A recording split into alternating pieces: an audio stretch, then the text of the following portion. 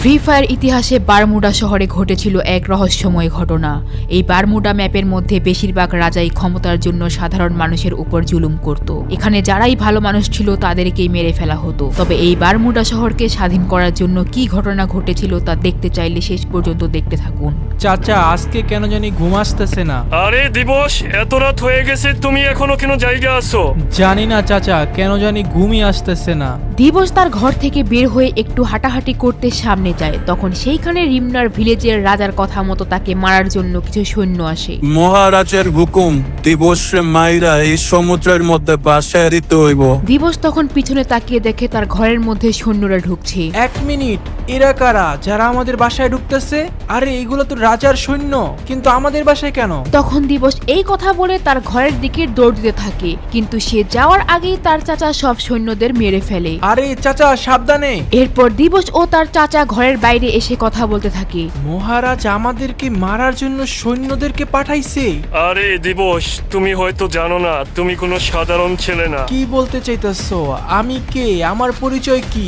আসলে তোমার বাবা আমাদের মহারাজের আপন ভাই। কি বলতেছেন চাচা? আমার বাবা তো একজন সাধারণ জেলে ছিল, আর আমার বাবা তো মারা গেছিল নৌকায় ডুইবা।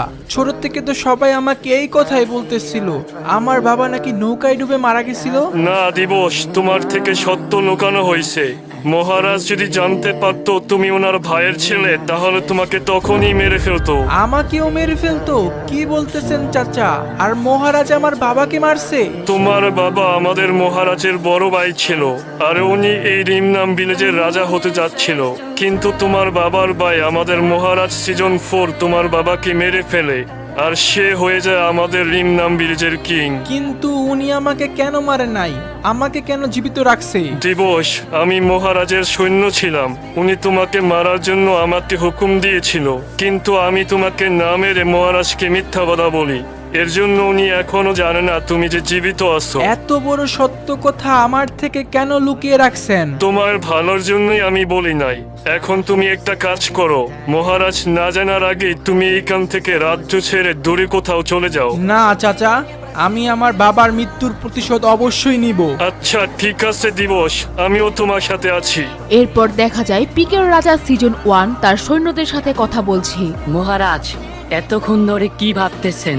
ভাবতেছি হিপ হপের কিছু একটা করতে হবে, কারণ আমাদের রাজ্যের জন্য হিপ হপ অনেকটা আশঙ্কাজনক।